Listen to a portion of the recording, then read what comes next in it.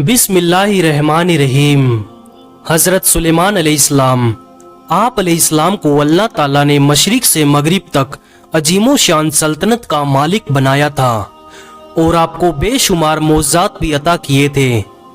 इनमें से ही एक मोज़ात जिन्नातों का आपके ताबे होना था, यानी जिन्नात आपके फर्माबरदार थे और आप जो चाहते उनसे वो काम लिया करते थे।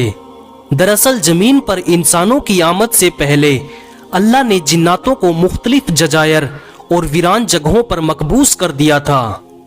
ये हजरत सुलेमान इब्ने दाऊद अलैहिस्सलाम के दौर तक कैद में रहे और फिर मशीयत इलाही से इनको आज़ादी मिल गई और ये इंसानी बस्तियों में फैलने लगे। लेकिन अल्लाह के जरिए अता की गई कुव्वत और ताकत से हजरत सुलेमान अलैहिस्सलाम ने उन जिन्नों को काबू में कर लिया और इनको दोबारा उन्हीं जजीरों में कैद करवा दिया, जबकि कुछ जिन्नातों को अपने ताबे करके उनसे मुख्तलिफ काम लिया करते थे। ये जिन्नात आपके लिए काम करते और बड़े बड़े कामों को सर अंजाम दिया करते। ये जिन्नात आपके लिए महल, नहरें, साजो सामान, बहरी जहाज और बड़े बड़े काम सर अंजाम दिया करते थे।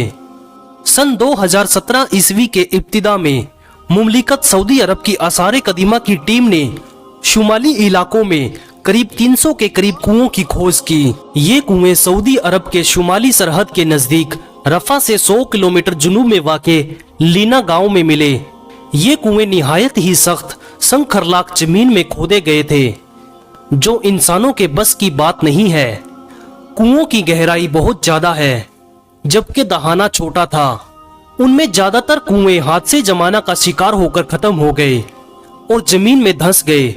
इन कुओं के मुतालिक ये कहा जाता है कि ये कुएं हजरत सुलेमान अलैहिस्सलाम के जिन्नातों ने तब खोदे थे जब बैतुल मुकद्दस से यमन की तरफ आपकी अजीम फौज सफर कर रही थी और उन्हें लीना के इलाकों में प्यास लगी और वहां पड़ाव डाला।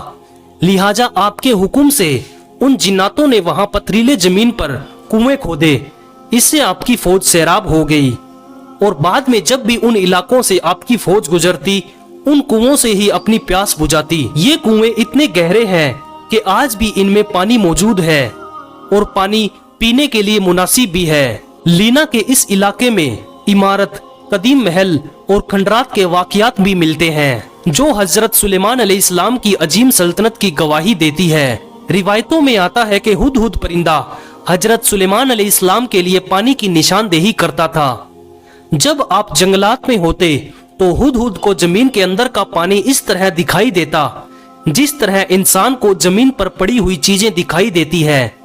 लिहाजा हुदहुद परिंदा आपको पानी की निशानदेही करके देता और आप जिन्नातों को हुक्म देते तो वो उस जगह पर कुआं खोद देते और वहां से पानी फूट पड़ता। सुबहान अल्लाह।